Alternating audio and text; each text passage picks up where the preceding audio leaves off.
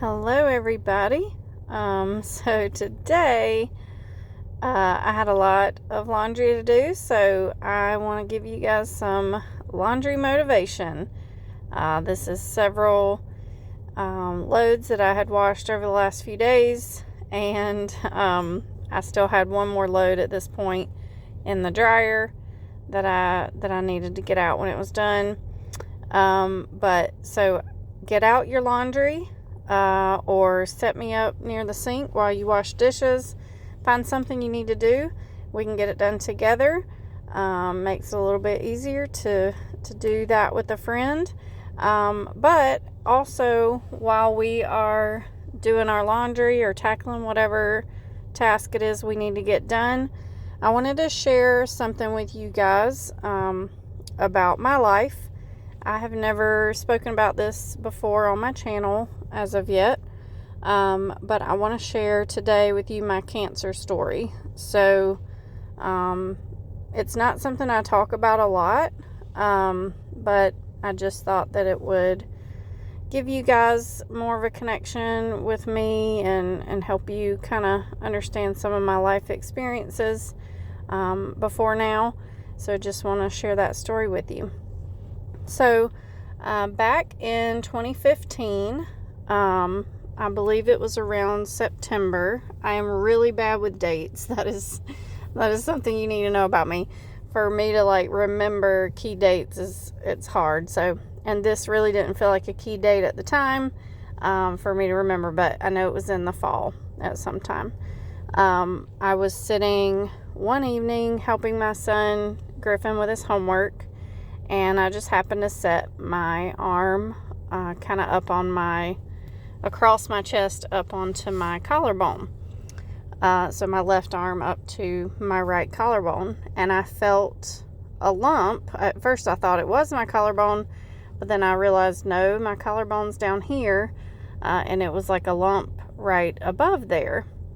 And so I was told my husband, this is weird, right? This is strange. And of course, got on WebMD. They say to never do that. But actually, in this case, WebMD ended up being right. So I'll tell you, what it was here in just a few minutes. But looked on WebMD. Everything I was saying, was kind of telling me it's something I need to get checked out. So I called the doctor the next day. I'm not somebody who goes to the doctor very often. It really has to be I'm feeling pretty dang bad for a while for me to go. But I just felt like it, this feels not right, so I'm going to go get it checked out. So called the doctor the next day. They got me in within a few days. And, the doctor asked things like, is it painful? And then there's something if it moves or doesn't, that tells them, gives them an indication of what it might be. But my doctor at the time, she's not my doctor anymore, but she told me, okay, we're going to see, maybe it's just like a clogged or infected lymph node. I'm going to put you on antibiotics. I think it was a 10-day round of antibiotics. And when it's done, I'm going to see you again and we'll, see if it's gone. So I do the round of antibiotics.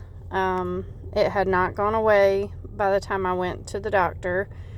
Sometimes you're like, well, is it getting smaller? Is it not? It's kind of hard to tell. It's not easy to tell. You just kind of feel and see how it feels. But I didn't feel like it had, gotten any smaller.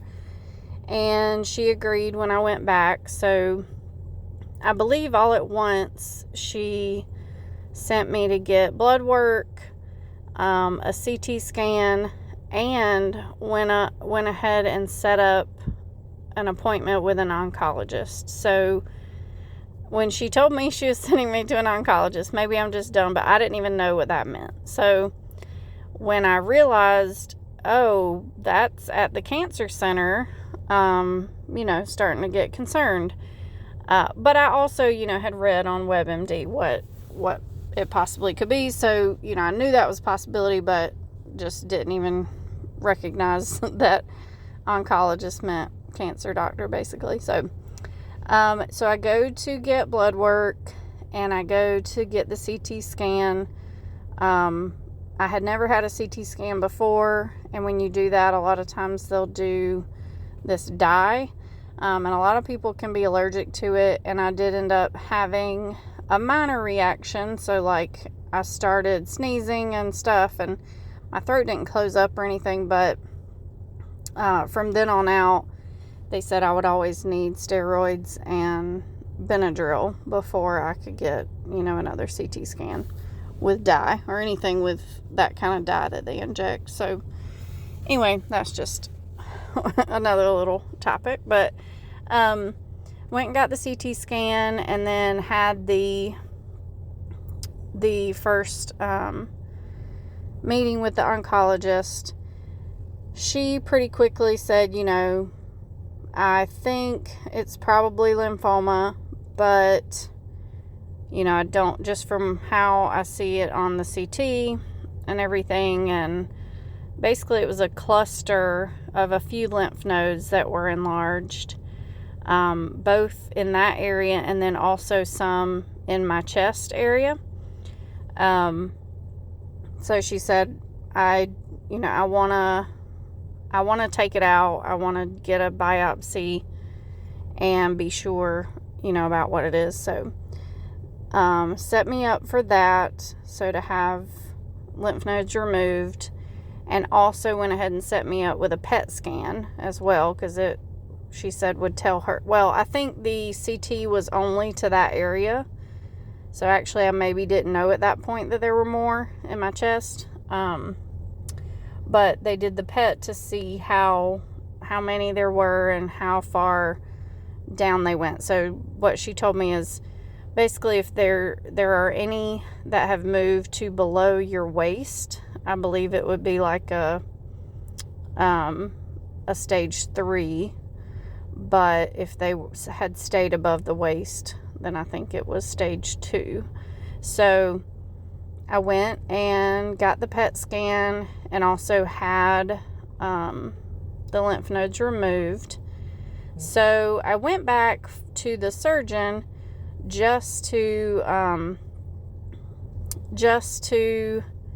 have him look at the incision and make sure everything was closed up good while I was there. And so I went to this appointment by myself, not expecting to hear any, real information about the status or anything. But he told me when I was there, it's lymphoma. Like, I'm certain that it's lymphoma, but I don't know, of course, they've got to get the results back on what type and things like that. So I find out at an appointment with the surgeon, and I don't fault him. He wanted to just go ahead and let me know what he knew, but didn't have anyone with me at the time. So I get to my car and I call my husband, and I broke down crying on the phone with him, just scared, not knowing what all that was going to mean for me. So told him, got home, and actually went back to work and worked the rest of the day, and told some of my friends at work what they had told me. And then get home, and, talk to my husband. I was like, should we go ahead and, tell the kids what's going on? I just really didn't want to scare them or cause them stress, but I knew at the same time that, they were going to need to know eventually. So went ahead and told the kids. Some of my kids were pretty young, so this was 6 years ago. 7 if it was 2015. So my son would have been 5. Yeah, so not good at math over here. Anyway, so it was kind of like I didn't know how much they really understood, but like my daughter was, 10. One of them was 10, the other was 9, or about to be 9. So they kind of understood. So anyway, went back to the oncologist. She confirmed, yes, it is lymphoma, but the cells look kind of strange. We're not quite sure what type. We're going to send it off to this other hospital in another state. So some big hospital that specializes. And so they sent off the sample. And then within a few weeks, I found out that it was Hodgkin's lymphoma. But with a weirdness to the cells. So like that kind of scared me, because I'm like, what do you mean? Like they were odd. So, went back to the doctor, and she had a plan together. She wanted me to get a port, and start chemotherapy pretty soon. The type of chemotherapy that I had was called ABVD, and that stands for 4 different chemo drugs that I would get through my port. The plan at that time was to start me. I got the port placed, and then the very next day they used it the first time, which was scary to me because, I had an incision right there. But they wanted to go ahead and get started. So got the port placed. And what that does is it ensures that they won't, if they're sticking you just in your vein, there's a chance that chemo drug could get outside of that vein, and that would not be good. Some of these chemo drugs, if they get outside of your veins, can eat away at your flesh, basically. So what it does is they have this port, and it's goes down into your chest and into like the biggest artery you have, and there's no or very little chance that the chemo drug would get outside of your blood vessels and arteries. I hope I'm saying all that right. So got the port placed, and they started me on chemo. I think the first time I went was December 4th. So it had been a few months, with going to different appointments and getting the biopsy and all that done. And I was starting chemo. So started chemo on, I think, the 4th. And within 2 weeks, as I'm brushing my hair each day, just a lot of hair coming out already. So before I had even gone to my next chemo, so after just the first treatment. And the plan was for me to go every 2 weeks to get chemo, and it was supposed to be done within 4 months, and then I was supposed to do some radiation treatment at the end of the 4 months for a little while. I can't remember how long that was supposed to last. But a lot of times I would go back and I'd have to get my blood checked first to make sure, that my levels of immunity, I guess it's white blood cells and things like that, weren't too low, because they don't want it to get so low that you're at risk of, an infection or getting some kind of sickness that would otherwise not be a big deal, but because you're so, your immune system isn't working, could really hurt you. So anyway, most of the time I couldn't get my chemo that's within 2 weeks. My blood cells would be not at the right levels, and I'd have to wait an additional week.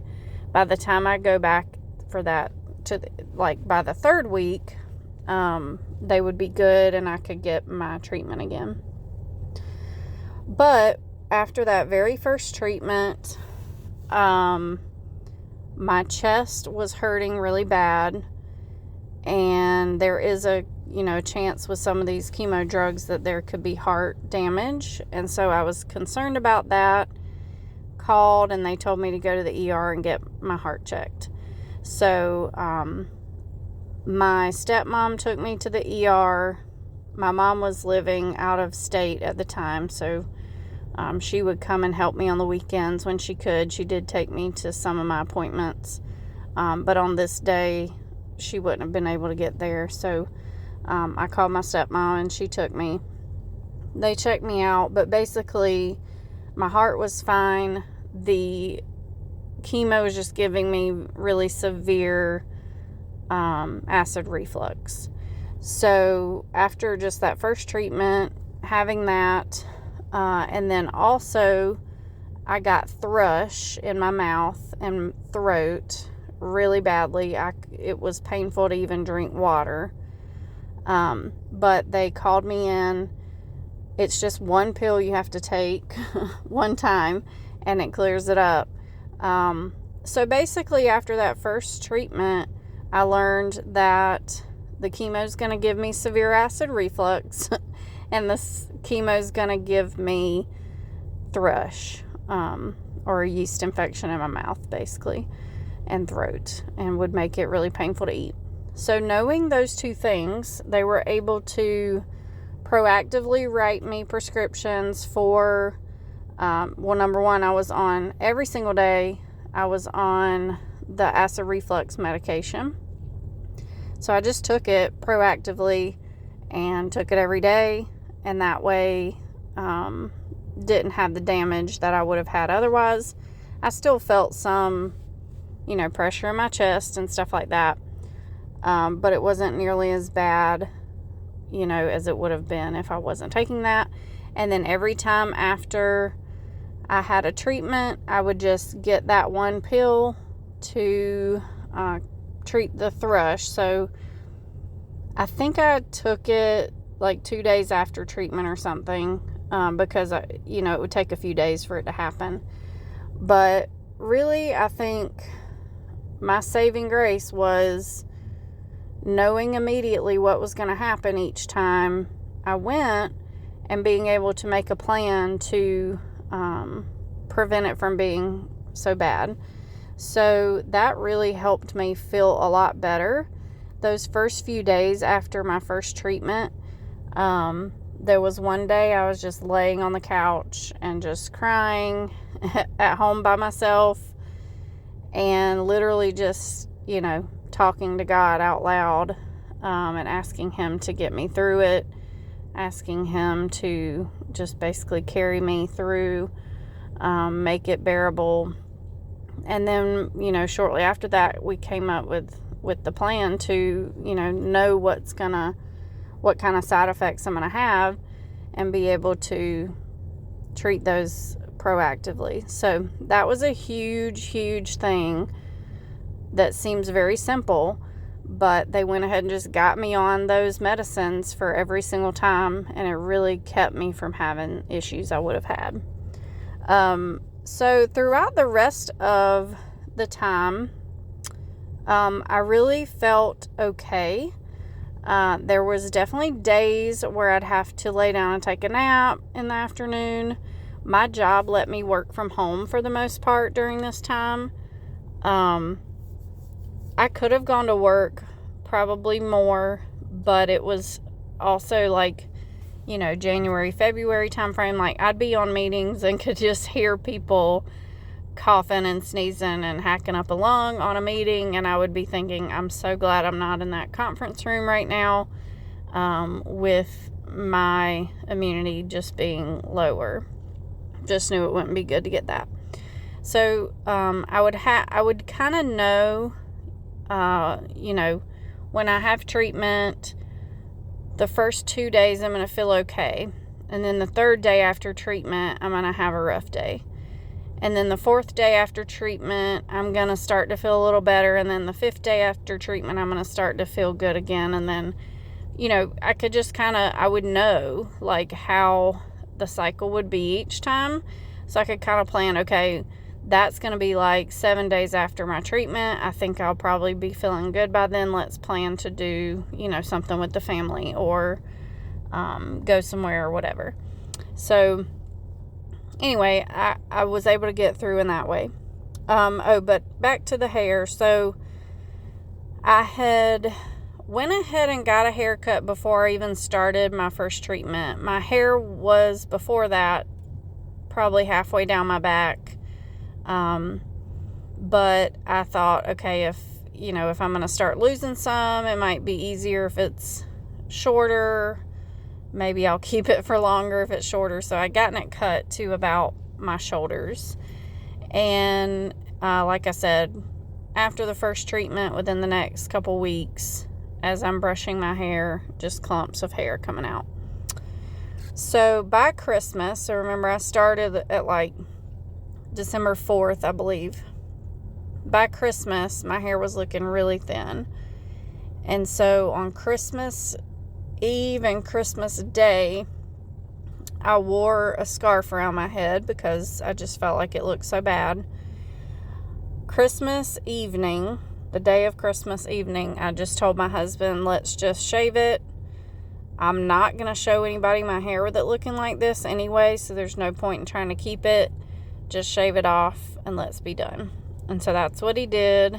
And my husband is just the sweetest person in the world to me. He's never, ever said anything negative to me about any way that I've ever looked. So fat, skinny, no makeup, hair, no hair, cute outfit, ugly outfit, doesn't matter. My husband's never said a negative word about my looks ever, and I don't think he ever will. He's never judgmental about what I eat. He's never judgmental about what I'm wearing, anything like that. So this was no different. He told me I was beautiful every single day.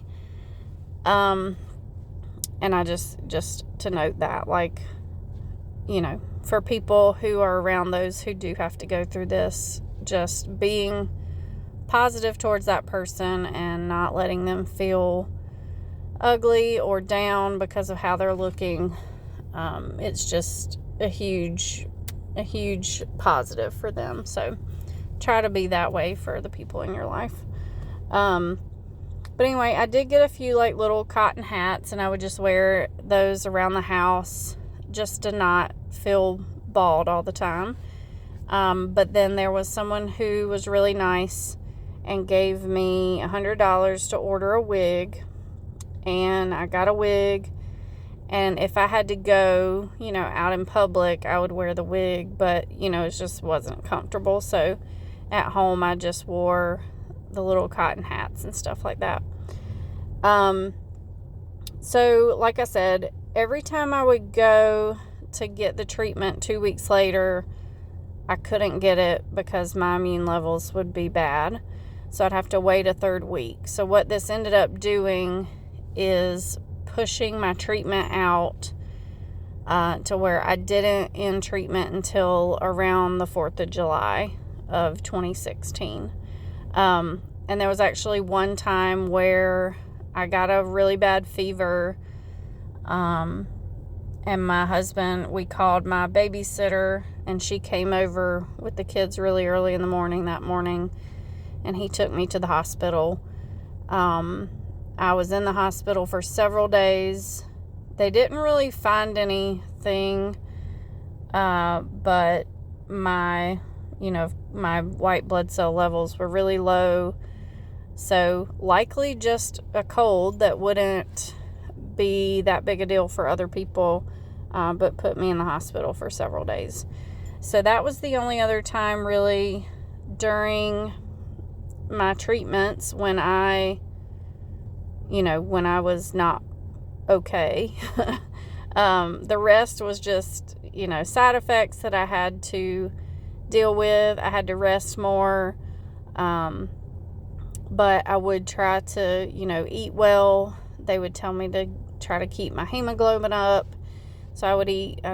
That'd be a good reason for me to get my husband to get me a steak. I would, it's still a joke for us. I'd be like, I gotta get my hemoglobin up. I'm thinking we need to go get me a steak.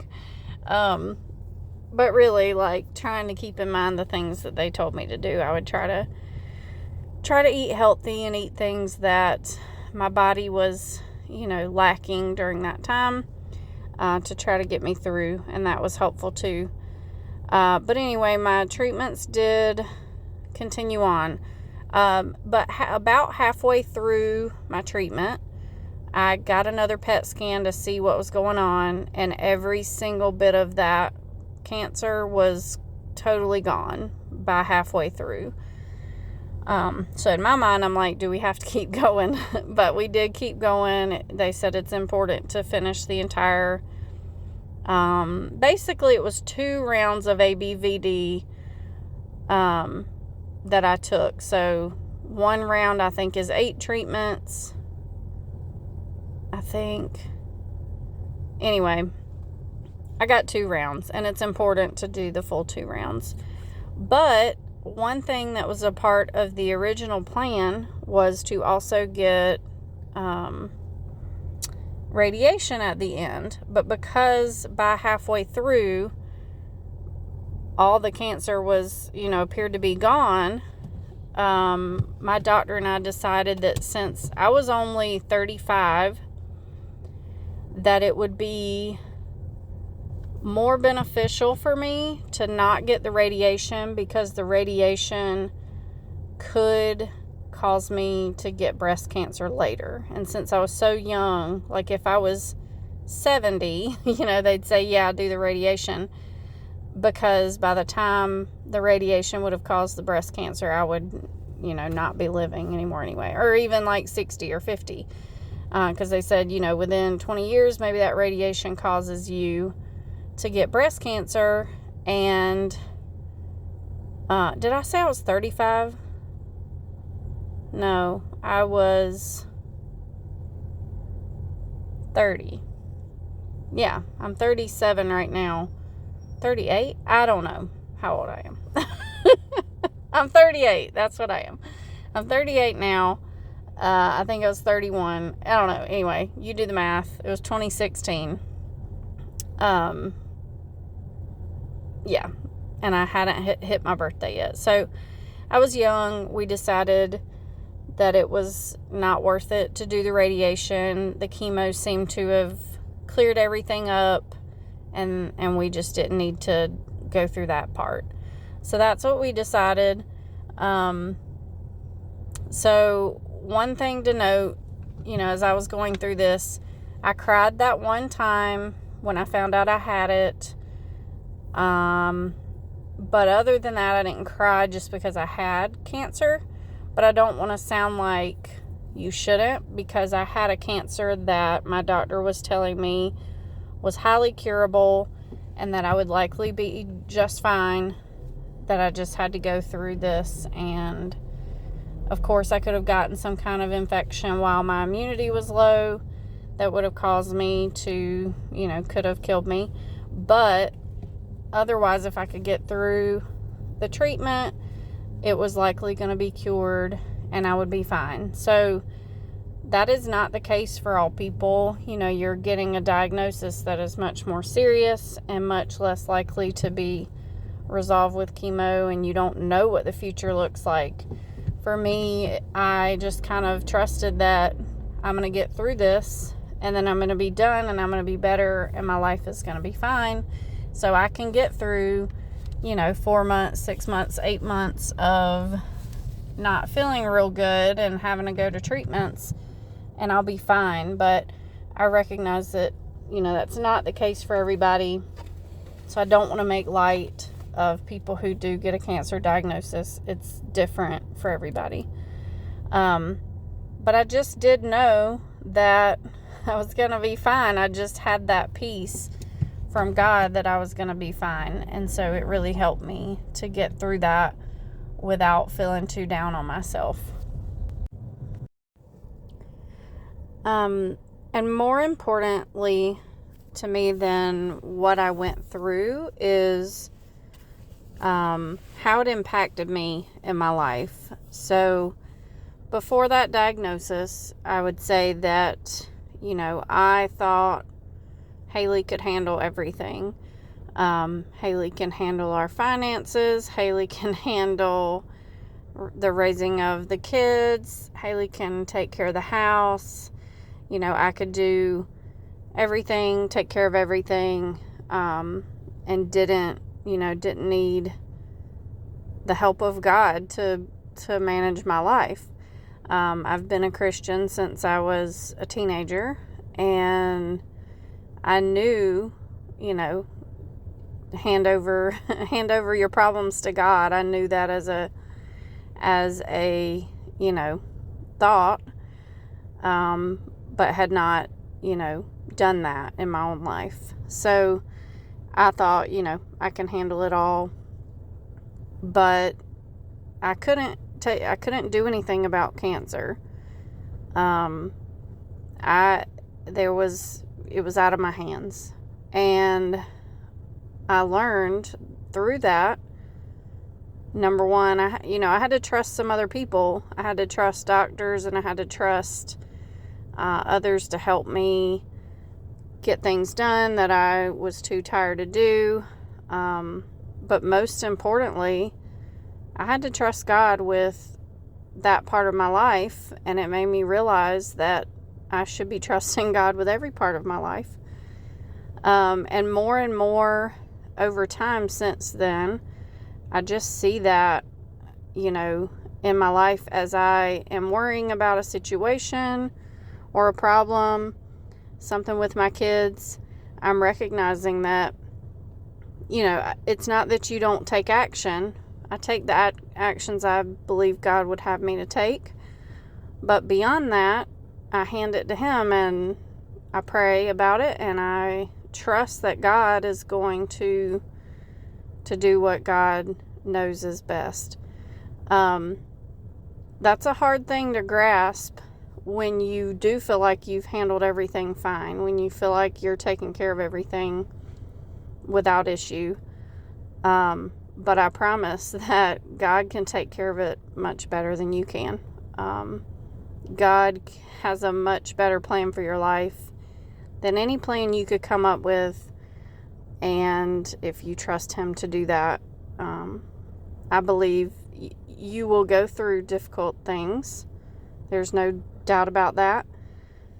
But, God's going to take care of it in the way that He knows is best. And so that's one thing from going through this. The other is I don't want to say I'm thankful for having cancer exactly, but I see it as, I think this is a parable in the Bible. I'm not a Bible scholar, so don't come at me, but either it's a parable or someone, wrote a story based on something in the Bible. But I always think about it from this story where there's a shepherd and this sheep that keeps wandering, and the shepherd breaks the sheep's legs and carries it around. And when you first think of that, you think, how terrible is that? How awful is that this shepherd would break the sheep's legs? But through being carried by that shepherd, the sheep learns to trust that shepherd. The sheep gets used to being near the shepherd. And by the time the sheep's legs have healed, the sheep stays with the shepherd now. So it was for the sheep's own good that the shepherd did have to put him through some pain, put him through some hurt, to bring him closer to him. And so I see that in my own life, going through this, that I wasn't as close to God as I am now.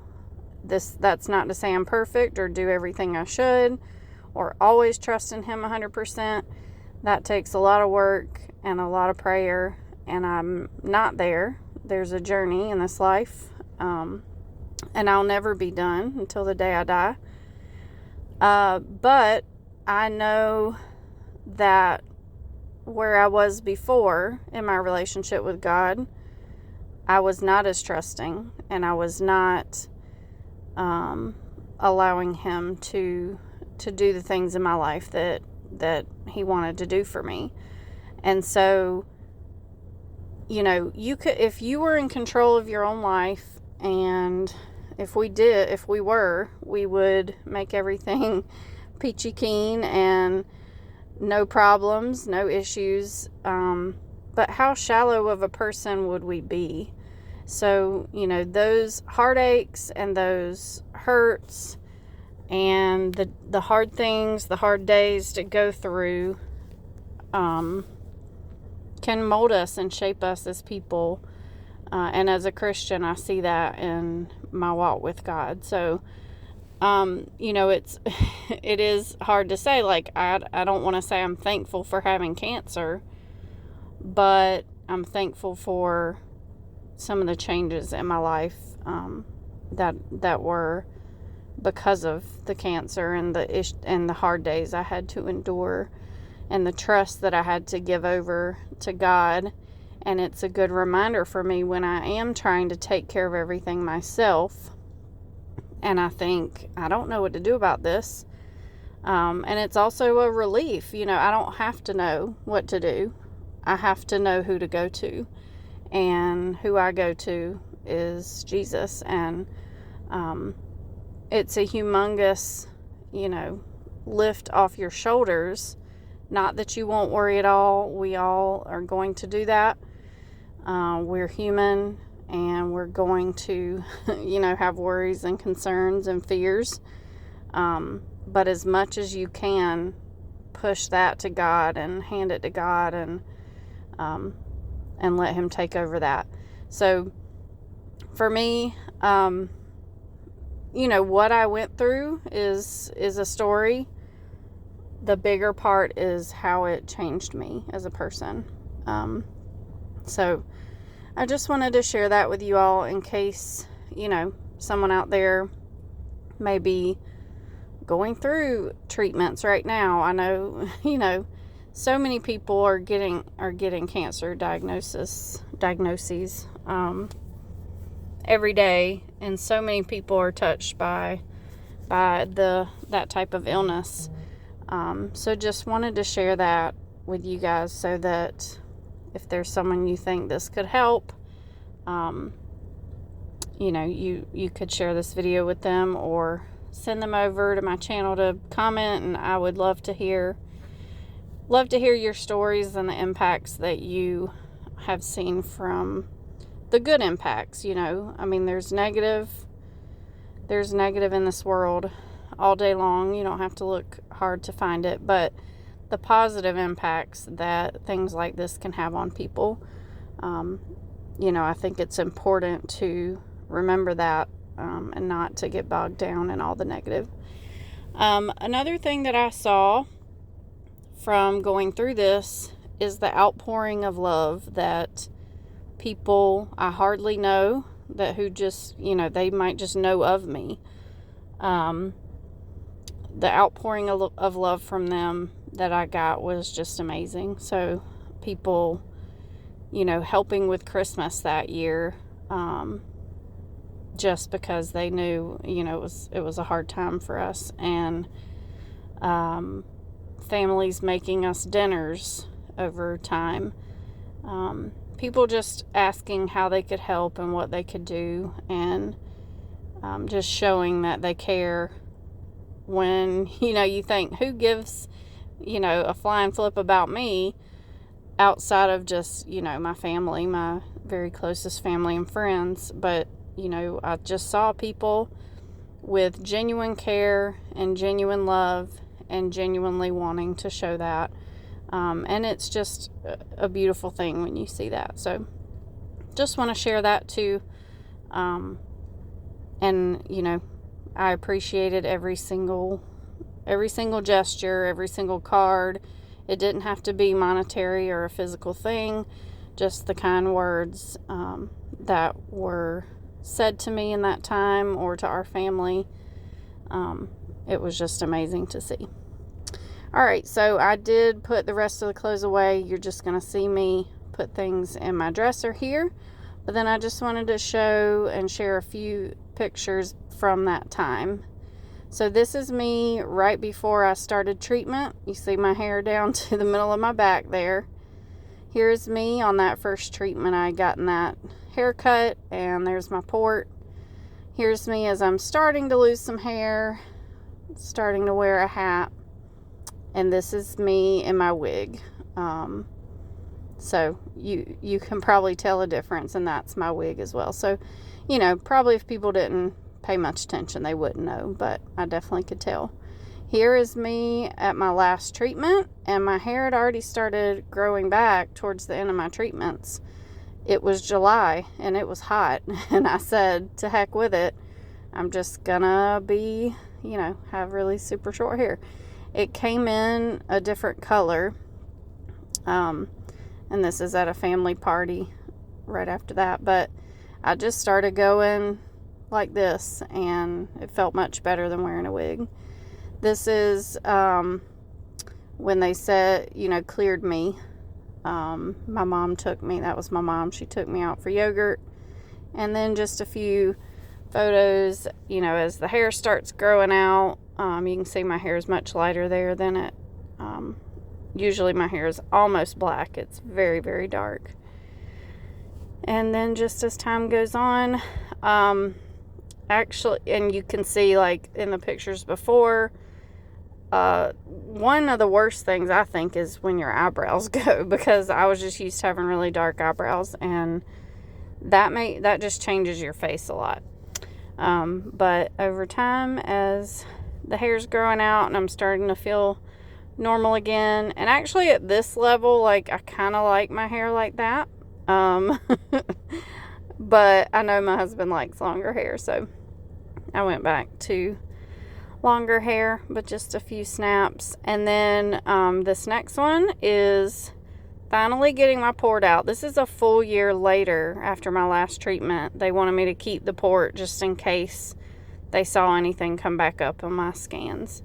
This is like the next Thanksgiving, so 2017 Thanksgiving, and hair's starting to grow back out.